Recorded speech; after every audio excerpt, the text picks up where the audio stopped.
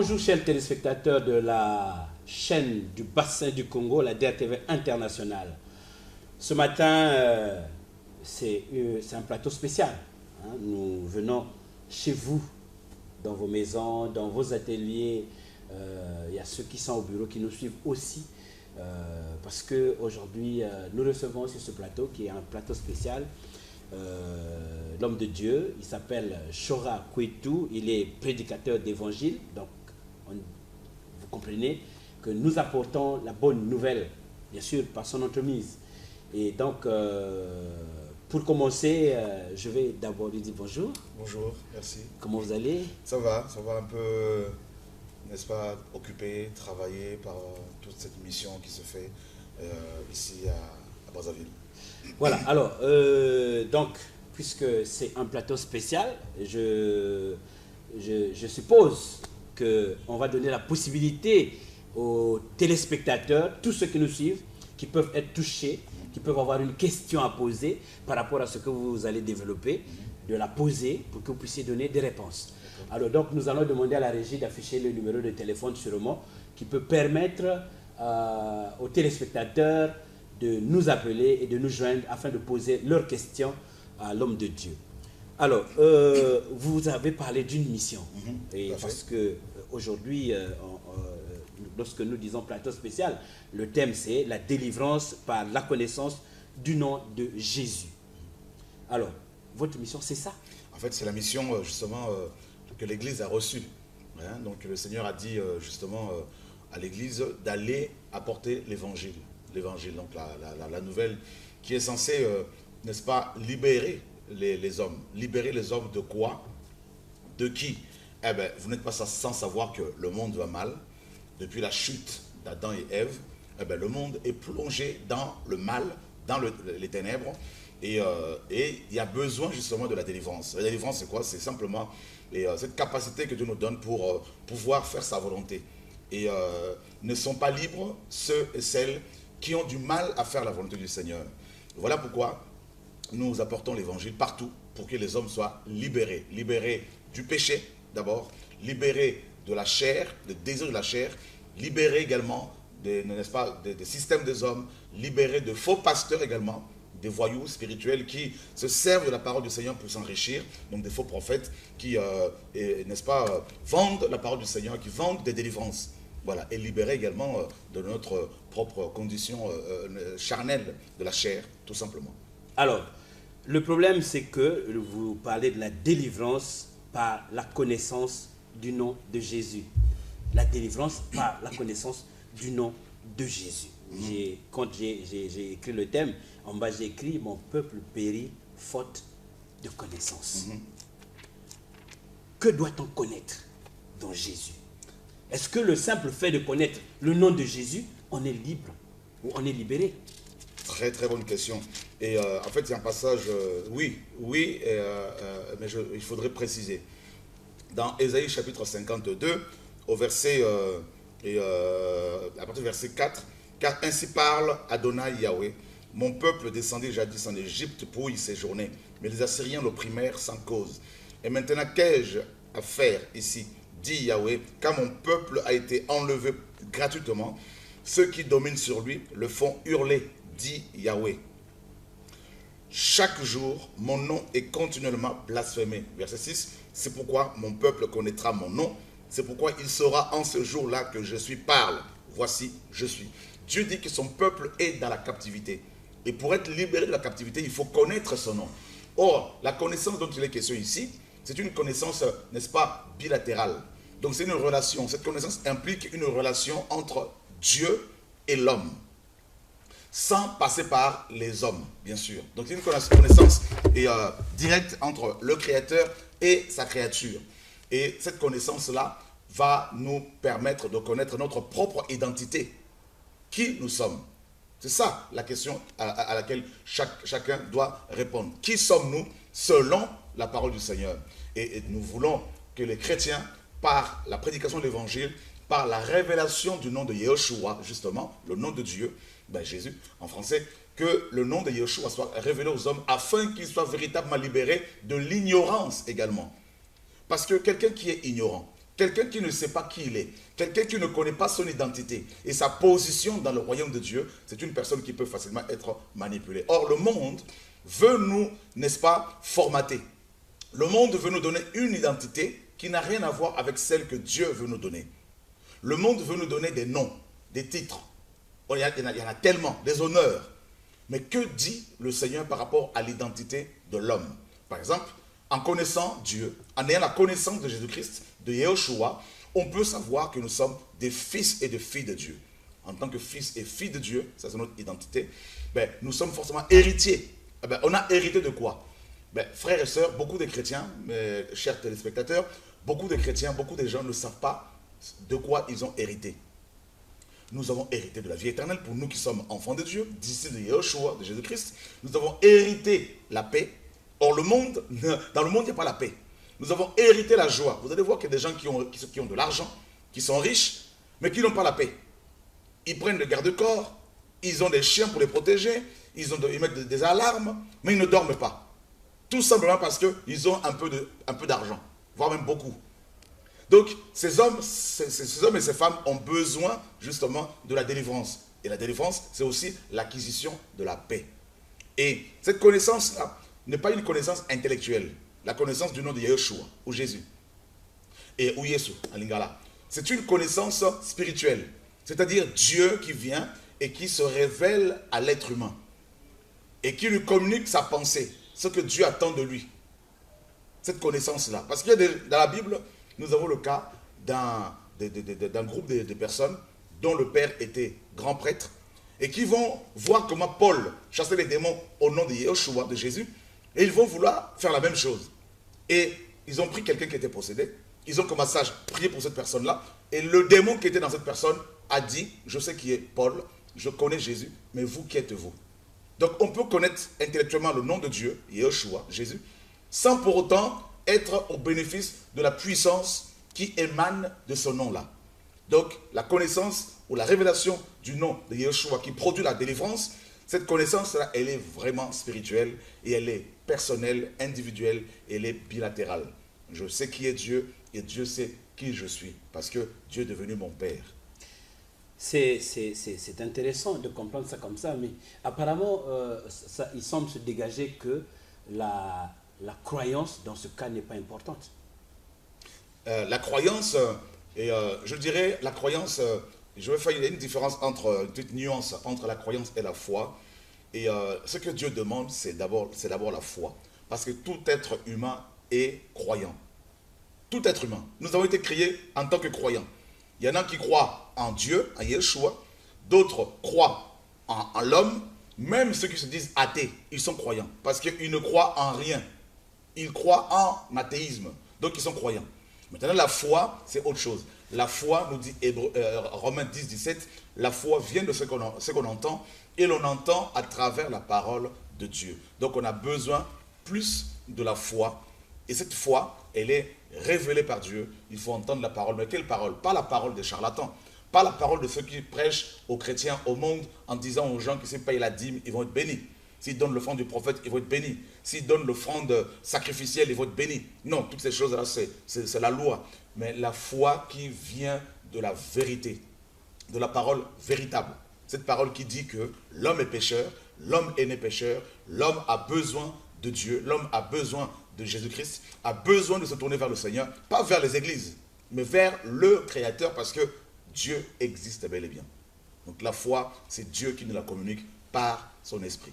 Or, il s'avère que aujourd'hui, lorsqu'on regarde les églises, quand je parle de l'église, je vois qu'il y a foisonnement de maisons où on va aller pour prier Dieu. Je vais commencer par là, je dis de maisons où on va pour prier Dieu. Or, il y a un problème. Ceux qui veulent réellement se retrouver dans le cas où vous êtes en train d'expliquer là, ils ne peuvent pas se retrouver. Comment faire pour qu'ils se retrouvent pour savoir que non, c'est là que je dois être, pas là-bas? Très bonne question et je suis d'accord avec vous qu'il y a un foisonnement de ces églises que j'appelle des entreprises privées. hein, parce que quelqu'un se réveille un beau matin comme ça, et puis commence une église, une entreprise, je dirais.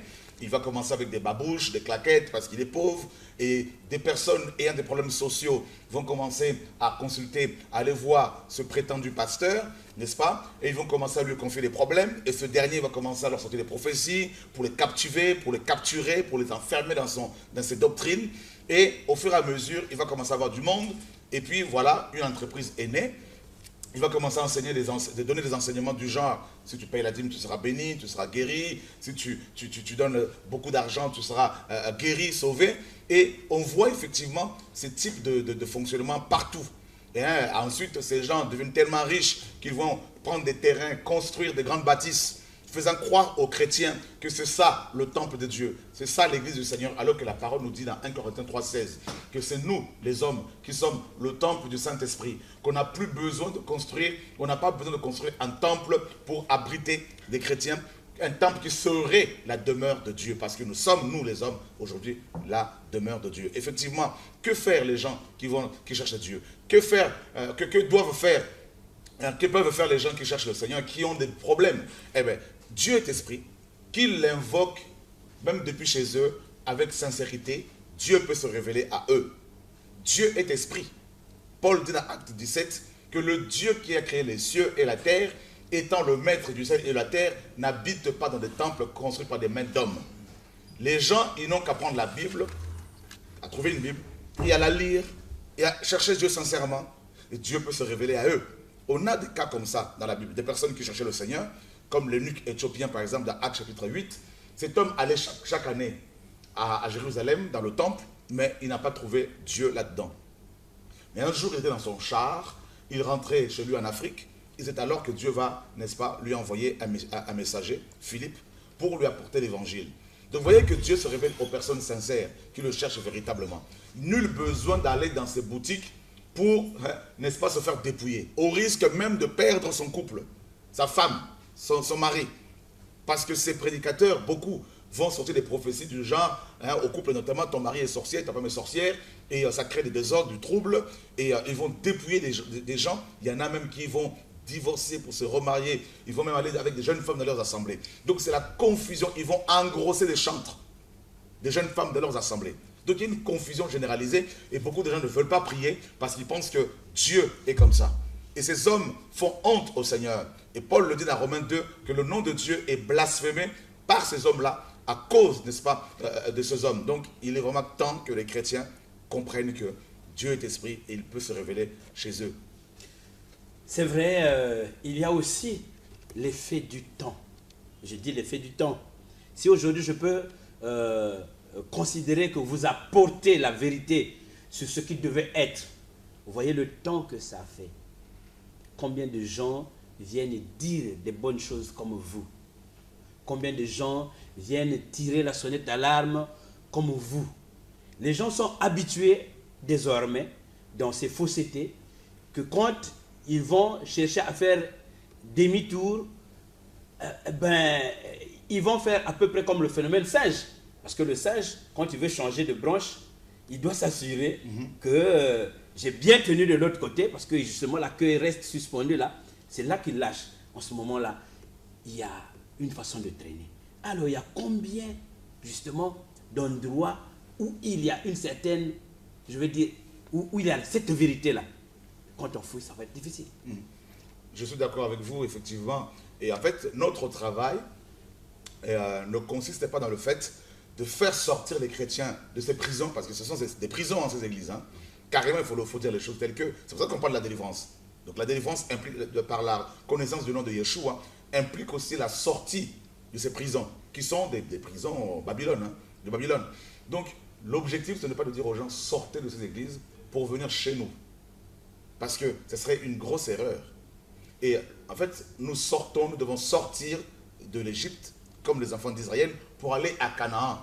Canaan, c'est l'image du royaume de Dieu. Donc les gens doivent sortir pour aller maintenant vers Dieu. Alors, où se trouve Dieu? C'est la question que certains peuvent se poser. Il ne se trouve pas dans ces bâtiments-là. Dieu n'habite pas dans des temples construits par des mains des hommes. Il le dit dans Ésaïe 66, au verset 1er. Le ciel est mon trône, dit le Seigneur, et la terre est mon marchepied. Quelle maison allez-vous me bâtir? Mais les gens doivent sortir pour aller vers Dieu. Mais le problème que nous avons constaté, c'est quoi? C'est que beaucoup de chrétiens ont été tellement infantilisés, tellement, ils ont été tellement abrutis, complètement ils sont tellement dans l'ignorance qu'ils se disent, si on sort, on doit aller vers quel gourou? Parce qu'ils ont été habitués à dépendre des hommes. Donc, ils ne peuvent plus, alors qu'ils sont convertis, il y en a depuis des années, ils ne peuvent pas se passer de leur pasteur. Et on ne leur a pas appris dès la conversion à dépendre de Dieu, à dépendre de Jésus-Christ directement, à aller vérifier dans la parole ce qu'on leur enseigne. Donc maintenant, nous disons quoi? Ben, sortez, prenez vos Bibles, méditez-la, lisez-la, faites confiance au Seigneur. Si vos enfants sont malades, au lieu de chercher des gens qui vont prier pour eux, qui vont vous demander de l'argent, ben, priez pour vos propres enfants. Parce que vous êtes enfants de Dieu. Et Dieu est en vous. Il vous a donné la force pour prier pour les malades aussi. Le pouvoir, ce pouvoir de guérir les malades, de chasser les démons, n'appartient pas seulement aux pasteurs, n'ont pas été seulement donnés aux pasteurs. Je parle des vrais pasteurs, pas des faux. Parce que ceux-là, les faux, n'ont rien reçu. Ils sont plutôt possédés par des démons. Donc, vous avez le pouvoir de chasser les démons. Tout disciple de Jésus-Christ a le pouvoir de chasser les démons. Tout disciple de Jésus-Christ a le pouvoir de prier Dieu et être exaucé, s'il marche dans la sanctification. Donc, ils doivent sortir pour aller vers le Seigneur. Et c'est alors que le Seigneur leur dira de prier avec 2 ou 3 personnes qui sont aussi ses enfants. C'est Dieu qui doit nous conduire par son esprit. Il faut vraiment que les chrétiens qui sont dépouillés, qui sont violés, prennent le courage de sortir de ces prisons pour prier en famille au nom de Yeshua. Voilà, vous êtes ici, c'est une mission. Nous venons un peu vers là. Et pour revenir après sur ce que nous sommes là, parce que c'est tellement important, c'est même de la bonne nourriture qu'il faut manger ce matin. Alors, avant de venir sur votre mission, ce que vous êtes venu faire, nous repartons à la régie pour un encart publicitaire et puis on revient. Congo pour Yehoshua. Réunion de réveil à Brazzaville, du mardi 18 juin au vendredi 21 juin à partir de 14 h au pavillon Joséphine, 1 rue Paul Kemba face au stade Eboué. Et du samedi 22 juin au dimanche 23 juin à partir de 9 h à l'esplanade de la préfecture de Brazzaville. Contact 06 868 10 67 ou 05 316 02 01. Donc Jésus dit, So Jesus said, préparez-vous, be prepared. Babylone arrive. Things are terrible. Frères, sœurs, Brethren, l'heure est grave. the time is terrible. Si vous ne vous sauvez pas de cette génération, vous êtes perdus. If you don't in church in Nous ne busy, sommes pas là pour remplir les bâtiments we des are gens. not here to fill Nous ne people's sommes pas là basement. pour vous recommander les We églises. are not here to tell Nous you ne go sommes pas là and pour go vous to dire church. suivez-nous. We are not telling you Nous to sommes follow là us, pour vous dire but we are here to tell you voici le royaume. this is the kingdom. Voici le royaume. This is the kingdom. Voici le roi. This is the king. Voilà, vous avez suivi. C'est l'homme de Dieu en action en fait. C'est intéressant, c'est très intéressant. On a de prime abord, après ce passage de cette publicité, une idée qui arrive. Vous dites, les églises, c'est pas là où il faut trouver Dieu. Mais pour regrouper les gens, là, vous étiez dans un endroit où c'est des gens qui sont assis. On va appeler ça aussi église ou c'est comment? Très bonne question. En fait, personnellement, je fais partie, comme la plupart des chrétiens d'ailleurs, de l'église de Christ. L'église de Christ, de Yeshua, Messie, qui est l'église universelle. Cette église-là, elle n'est connue de personne, sauf de Dieu lui-même. Cette église-là, elle est composée de noirs, de blancs, de jaunes, de tout. Et ensuite, elle trouve cette expression, c'est vrai, dans les assemblées locales. Je ne suis pas contre le fait que des gens doivent se retrouver localement pour prier parce que c'est la parole. Le Seigneur a dit là où 2 ou 3 s'assemblent à mon nom, je suis là.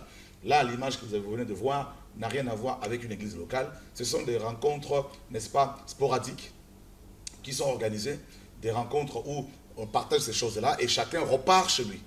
En fait, on peut le faire, par exemple, une fois par mois ou une fois tous les deux mois. Et ici et là, comme là à Brazzaville, nous sommes venus ici, nous allons partager la parole. Nous avons commencé déjà depuis mardi. Et ensuite, on va aller à Pointe-Noire. Et après, les gens, ils vont chez eux.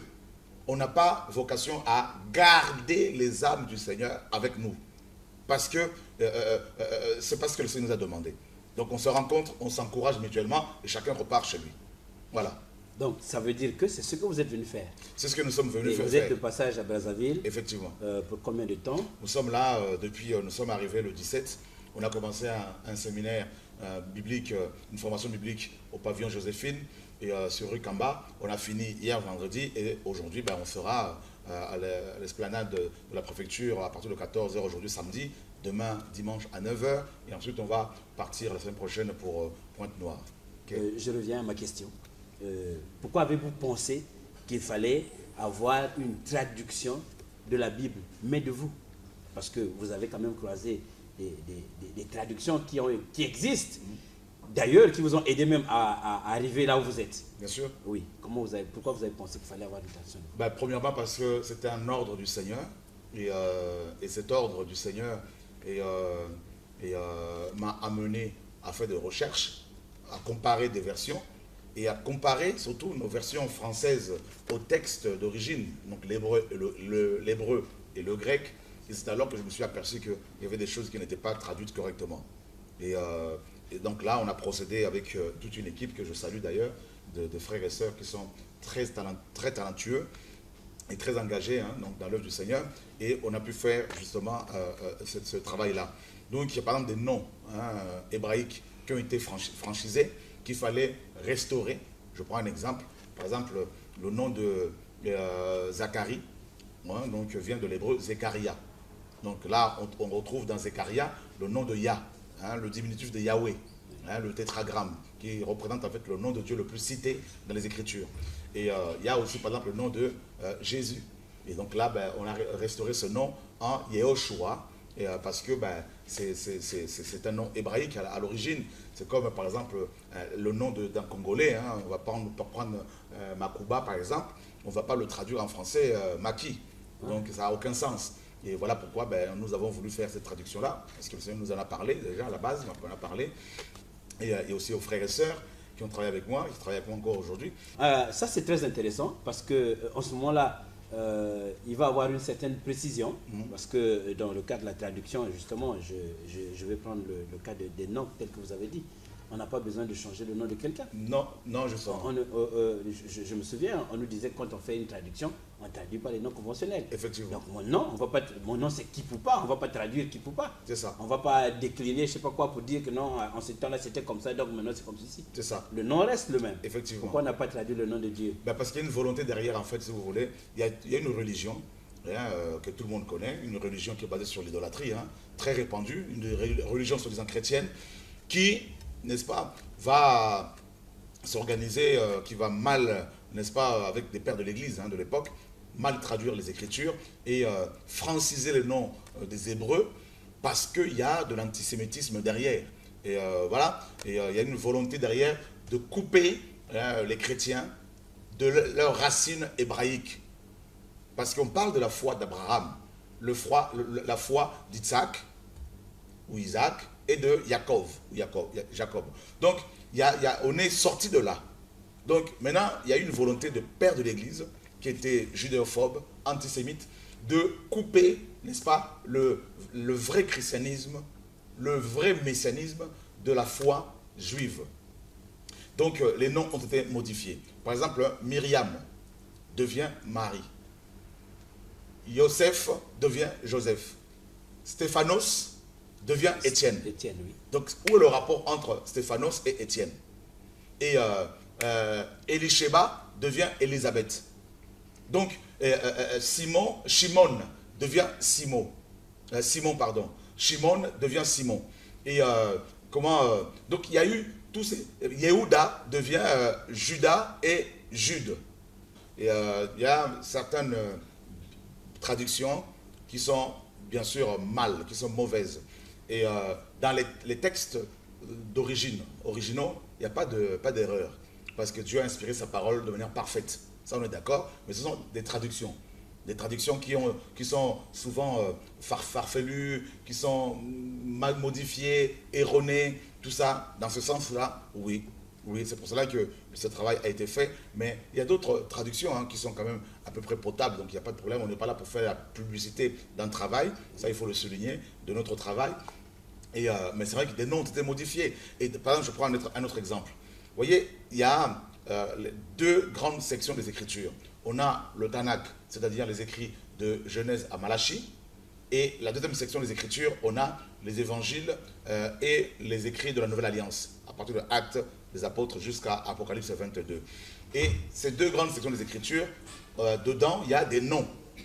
Et on retrouve, par exemple, dans le Tanakh, des noms, par exemple, le nom de Shaoul, l'hébreu Shaoul. Dans le roi, il était roi d'Israël.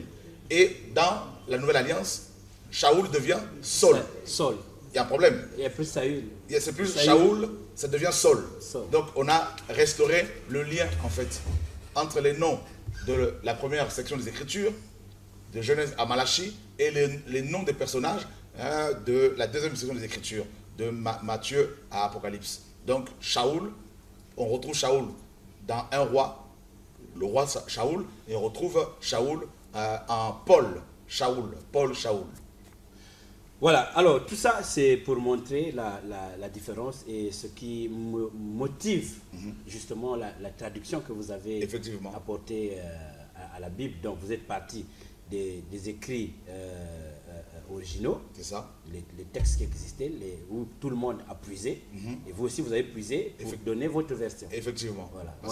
En respectant justement, je veux dire, les consignes, j'appelle ça comme ça, les consignes que vous avez reçues de Dieu, de la part de Dieu. Effectivement, je prends un autre exemple, par exemple, Ésaïe, c'est Yeshaya. C'est ça, Ésaïe. C'est l'hébreu, le nom d'Ésaïe en hébreu, c'est Yeshaya. Et on retrouve à chaque fois le nom de Yahweh. Vous voyez? Donc, qu'on retrouve aussi dans l'expression Alléluia. Donc, c'est louer Yahweh. Donc, voilà pourquoi, dans cette traduction-là, on a restauré tous ces noms-là aussi. Et c'est beau, c'est magnifique. Voilà, nous allons avancer un tout petit peu. Bon, dans ces choses-là, il y a toujours des actes philanthropiques. Oui, effectivement. Et en fait, nous avons vraiment voulu, dans ce travail, en faisant ce travail, montrer aux chrétiens que le nom de Dieu a été caché. Dans certaines traductions, le nom de Dieu a été caché. Et par exemple, Jésus en français. Et la lettre J en français a été inventée au XVIe siècle, en 1542. Et avant ça, il y a des chrétiens appelés Jésus, soit Yehoshua, ou on l'appelait en grec Jesus. Donc on a voulu en fait donner aux chrétiens toutes ces informations-là pour qu'ils aient cette connaissance. Et c'est important parce que Dieu dit, mon peuple est détruit parce qu'il est sans connaissance. Voilà, le manque de connaissance n'est pas bon. Quelqu'un qui est ignorant peut facilement être manipulé. Et d'ailleurs, je tiens à souligner que cette version est gratuite. Comme Jésus l'a dit dans Matthieu 10, au verset 8. Allez, guérissez les malades, prêchez le royaume de Dieu, purifiez les lépreux, ressuscitez les morts. Vous avez reçu gratuitement, donné gratuitement. On n'a pas à vendre la parole de Dieu. On n'a pas à vendre la prière. On n'a pas à vendre, n'est-ce pas, les CD chrétiens, les chansons chrétiennes. On n'a pas à vendre la formation biblique.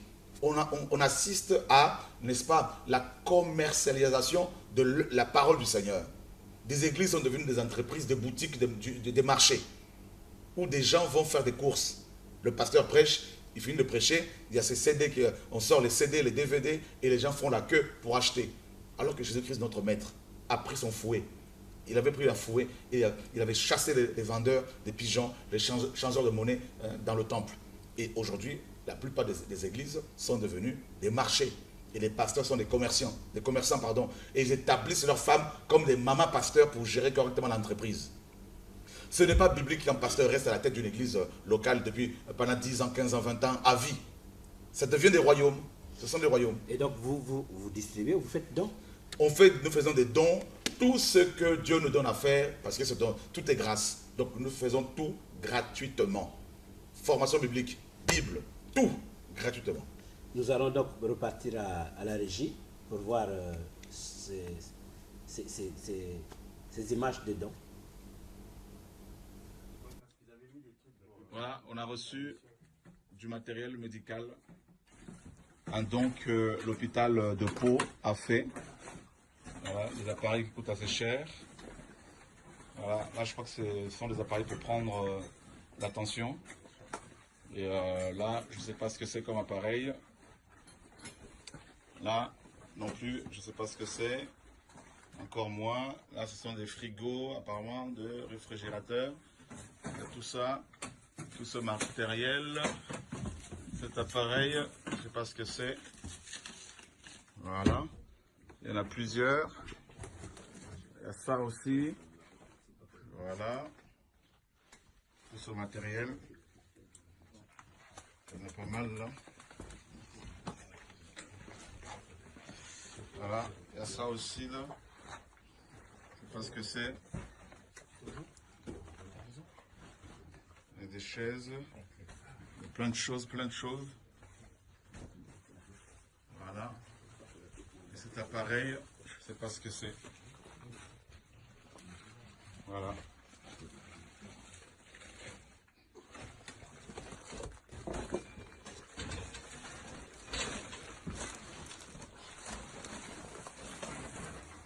Et puis, nous avons ici un autre appareil. Cet appareil qui coûte dans les 30 000 euros apparemment. Voilà. Alors, on a vu les dents. Vous pouvez expliquer un peu là là, je vois beaucoup d'appareils, de quoi. Comment vous faites? En fait, là, on a reçu de l'hôpital des dons, notamment des appareils, comme vous avez pu le voir, médicaux, et de l'hôpital de Pau. C'est une ville en France. Allô? Et, nous avons un appel. Allô? Oui, on vous écoute. Bonjour. Bonjour. Bonjour. Bon, sinon, je ne sais pas si je suis arrivé tard, mais là où j'ai écouté, c'est sur la dîme. Je veux juste savoir la précision sur la dîme et puis ce que le pasteur vient de dire. En écoutant tout cela, ça m'a vraiment révolté. Et c'est vraiment le message du temps. On ne veut plus encore aller faire n'importe quoi faisons en avant. Donc l'éclaircissement, c'est ce qu'on a besoin. Et alors, je suis vraiment en retard, je peux dire, parce que là, j'ai écouté pour aller à Pointe-Noire, mais c'est le billet qui peut vraiment nous en manquer. Sinon, je suis vraiment en retard. Si je savais, je l'ai depuis le premier jour. Parce que c'est les choses qu'on veut vraiment en avoir besoin. Merci beaucoup. Amen, amen. Nous serons cet après-midi à partir de 14 h à l'esplanade de la préfecture de Brazzaville. Et pour ceux qui veulent venir pour poser des questions, nous serons là à partir de 14 h jusqu'à peut-être 19 h, 20 h. Voilà. Et demain, dimanche, on y sera également à partir de 9 h. Donc on a reçu des dons, notamment comme vous avez pu le voir, du matériel médical que nous allons bien sûr offrir gratuitement. On va donner ça gratuitement pour soigner les malades.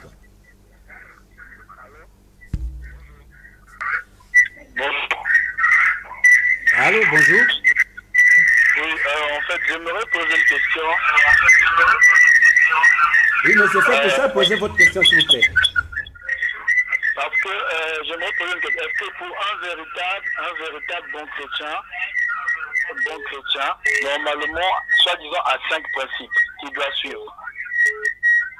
Donc, la première est de payer sa dîme, la deuxième est de payer ses offrandes, la troisième c'est sa présence, la quatrième c'est les actions de grâce et la cinquième c'est la carte chrétienne. Est-ce que pour un véritable bon chrétien, il doit remplir tous ces principes-là? C'est ça un bon chrétien. Et celui qui n'a pas l'argent pour payer la dîme, les offrandes, les actions de grâce, mais qui respecte le principe de l'Éternel, est-ce que c'est un bon chrétien ou c'est pas un bon chrétien? En tout cas, je tiens à préciser que si vous allez rencontrer un pasteur et que ce dernier vous demande de payer la dîme, prenez vos jambes à votre cou, courez de là, partez de là, quittez-le. C'est un escroc. Vous n'avez pas à payer la dîme, vous n'avez pas à payer les offrandes d'action de grâce, parce que la dîme, les offrandes d'action de grâce faisaient partie de la loi mosaïque. Voilà pourquoi de Acte 2 à Apocalypse 22, aucun apôtre n'a pris la dîme de quelqu'un. Aucun prophète n'a demandé à un chrétien le paiement de la dîme. Vous ne devez plus payer la dîme. La dîme était une pratique mosaïque. Voilà. les prêtres, c'était eux qui prenaient la dîme. Or, Jésus-Christ a fait de tous les chrétiens des prêtres. Maintenant, qui va payer la dîme? Donc, sortez de ce fonctionnement-là. C'est du vol. C'est du vol. Les pasteurs doivent se repentir. Tous ceux qui prennent la dîme des chrétiens doivent se repentir. Après, il y en a qui disent, comment on va pour manger? Mais allez travailler comme les chrétiens travaillent pour manger. Que celui qui ne travaille pas ne mange pas comme la parole le dit. Arrêtez de voler les chrétiens. Et vous aussi, chrétiens, arrêtez d'aller consulter les pasteurs comme s'ils étaient devenus vos dieux. Allô? Allô? Oui, on vous écoute. Je voulais juste poser la question au pasteur. Est-ce qu'il y a eu quelque part là où Jésus a parlé au sujet de la dîme ou au sujet de l'offrande? C'est parce que beaucoup de pasteurs parlent au sujet de l'offrande et de la dîme. Alors, je voulais poser la question au pasteur. J'ai appelé depuis Kalangaï, précisément Ibangatalo. Est-ce que... Ok. Dans Matthieu 23, 23, Jésus-Christ a dit aux pharisiens qu'ils devaient payer. Il leur dit, vous payez la dîme de la menthe, de la rue et du cumin, et vous négligez ce qui est plus important dans la loi. Il fallait d'abord pratiquer la miséricorde, la joie, la paix, tout ça, et ensuite s'occuper des autres, du reste des choses. En fait, vous constaterez que avant sa mort, Jésus-Christ appliquait la loi mosaïque. Il était circoncis, il observait, n'est-ce pas, certains rites mosaïques, mais quand il est allé sur la croix, il a dit « tout est accompli ». Et Romains 10, 4 nous dit « Christ est la fin de la loi pour la justification de ceux qui croient ». Et voilà pourquoi, quand l'Église est née dans Acte 2, plus aucun apôtre, plus aucun prédicateur n'a demandé la dîme de Jean. On parlait des offrandes, des dons, hein, voilà, des offrandes que chacun donne comme il a résolu en son cœur, sans tristesse ni contrainte, car Dieu aime celui qui donne avec joie. Et là, nous sommes dans 2 Corinthiens, chapitre 9, à partir du verset 6. Voilà. Donc, que personne ne vous dépouille, que personne ne vous dépouille, chrétiens. Ne payez plus la dîme. C'est du vol. Il y a un autre appel. Voilà. Allô? Allô? Oui, Allô? on vous écoute. Bonjour. Bonjour, posez votre question, s'il vous plaît. Voilà. Je voudrais en fait que le pasteur fasse la différence entre dîme, offrande et action de grâce. Voilà, merci. En fait, il y a une différence entre la dîme, les offrandes et tout ça. En fait, les actions de grâce, c'était les offrandes. Voilà. En fait, il y avait plusieurs types d'offrandes sous Moïse. Voilà. Il y avait l'offrande du gâteau, offrande d'action de grâce, et offrande ou sacrifice, hein, donc de paix, tout ça là. Donc il y avait plusieurs types d'offrandes. En fait, les chrétiens doivent vraiment être enseignés. La dîme était une pratique mosaïque. Voilà, une pratique qui était observée tous les ans ou tous les 3 ans. Et c'est ce que nous voyons dans Deutéronome 14. Hein, tout ça là, à partir du verset 22. C'est ce que nous voyons également dans Lévitique. Voilà, c'est ce que nous voyons également dans Nombre 18. La dîme était donnée aux prêtres par les Lévites. Le peuple donnait la dîme aux Lévites, les Lévites donnaient la dîme de la dîme aux prêtres. Or, nous, sous la Nouvelle Alliance, nous sommes des prêtres aujourd'hui. Tous les chrétiens sont des prêtres, selon Apocalypse 1, 4 à 5, 5, 8 à 10. Maintenant, qui est ce chrétien-là, qui est ce prêtre-là, chrétien, qui va payer la dîme? Et à qui? Donc, on ne doit plus payer la dîme. Ce sont les offrandes.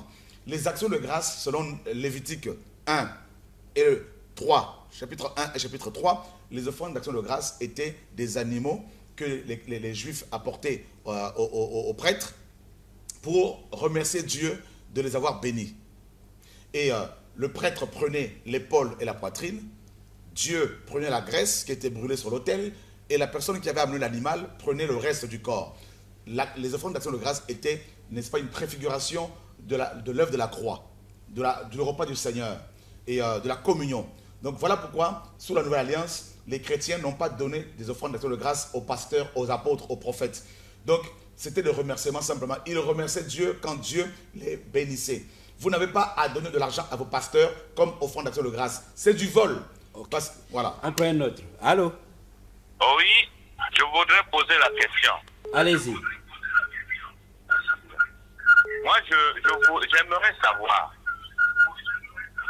comment se fait-il que quelqu'un va se servir de la Bible tant qu'il n'a jamais connu la parole de Dieu pour pouvoir, n'est-ce pas, invoquer Dieu s'il n'a pas quelqu'un qui lui enseigne la parole. Parce qu'en ce moment, voilà, c'est clair. Vous vous souvenez, vous avez dit que les gens prennent leur Bible, qu'ils lisent, parce que Dieu, ils se disent qu'il faudrait qu'il y ait quelqu'un qui puisse guider. Comment quelqu'un qui ne connaît pas la Bible prenne la Bible, se mette à lire et puis qu'il soit... En fait, cet homme,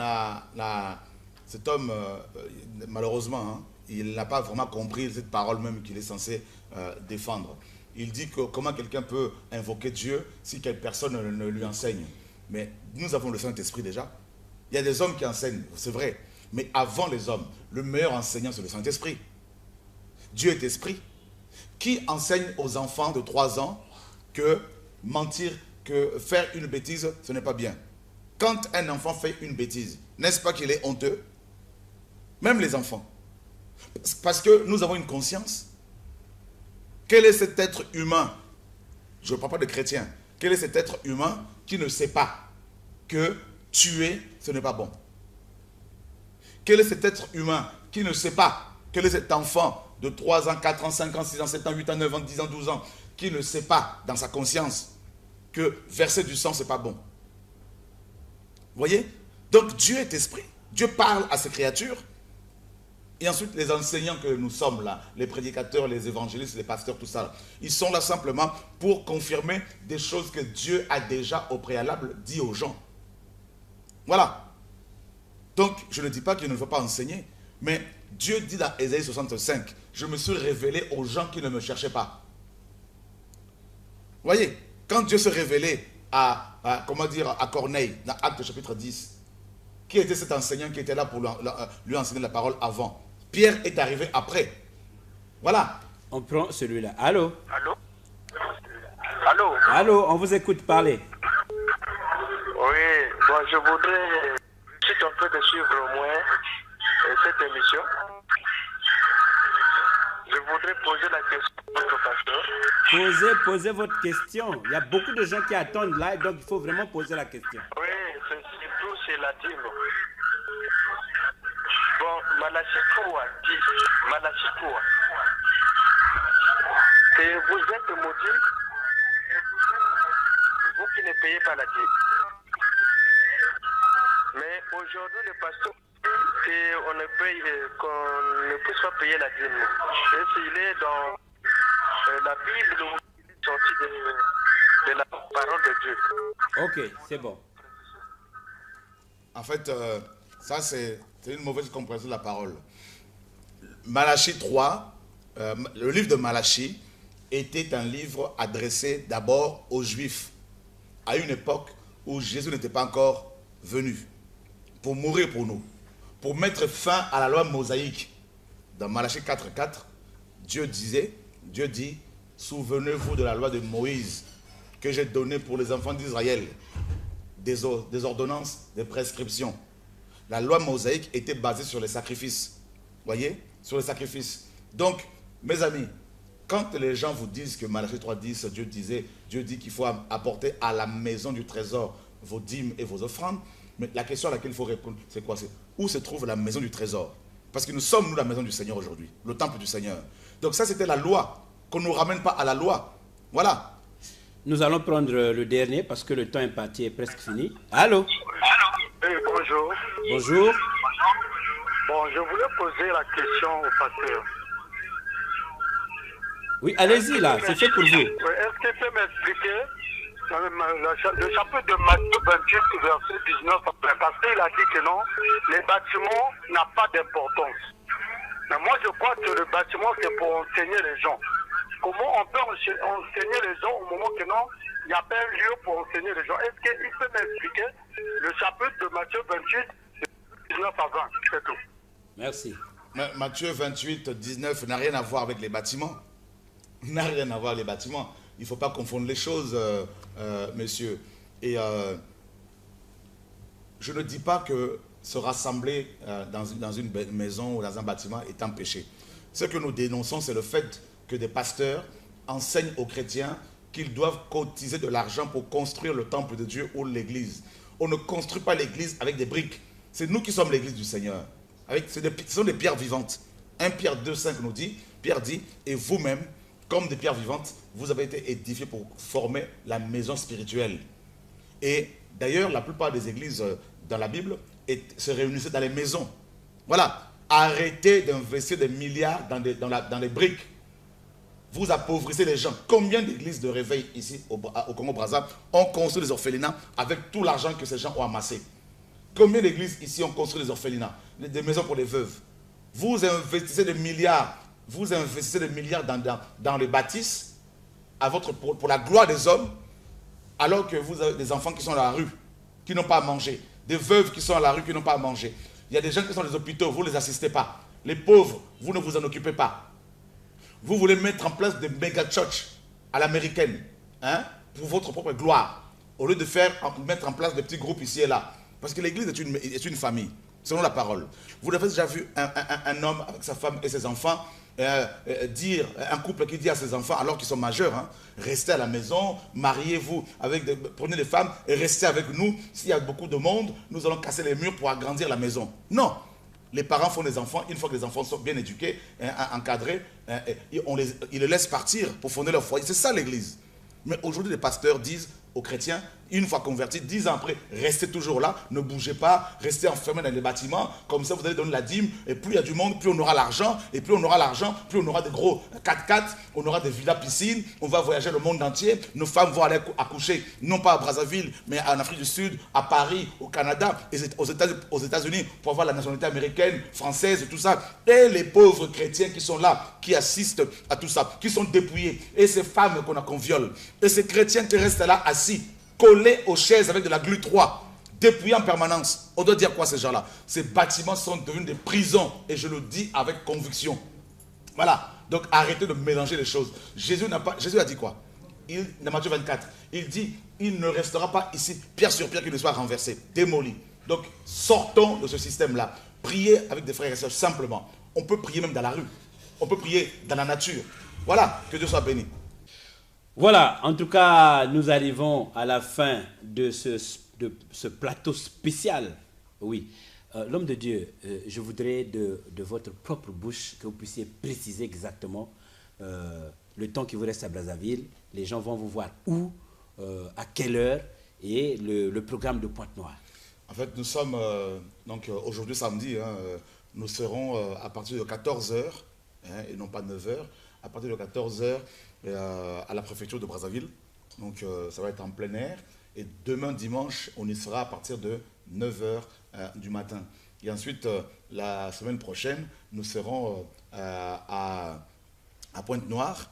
Et à partir, si je ne me trompe pas, du 25, voilà, les informations sont là sur les écrans, sur l'écran. Et donc à partir du 23 juin, nous serons à Pointe-Noire. Et pour partager l'évangile afin que les âmes soient libérées. Et je précise, l'objectif ce n'est pas de dire aux gens venez chez nous, hein, venez chez nous, quittez vos églises, venez chez nous. Non, allez vers le Seigneur Jésus-Christ, invoquez le Seigneur et Dieu vous guidera. Vous n'avez pas besoin de payer des pasteurs pour être guéris. La guérison, l'enseignement, toutes ces choses doivent être données gratuitement. N'en déplaise aux gens qui sont secoués, troublés, la vérité affranchie. Jésus-Christ dit, vous connaîtrez la vérité et la vérité vous affranchira. C'est lui votre pasteur, c'est lui votre apôtre, c'est lui notre meilleur apôtre, notre bon pasteur. Suivez-le, faites-lui confiance, il est esprit, il se révélera. Voilà, donc c'est sur ces mots que nous baissons les rideaux de ce plateau spécial. Merci de nous avoir suivis. Ceux qui ont encore des questions qui bouillonnent dans leur fort intérieur, rendez-vous à 14h tout à l'heure sur l'esplanade de la préfecture. Il vous recevra, posez des questions, il vous répondra.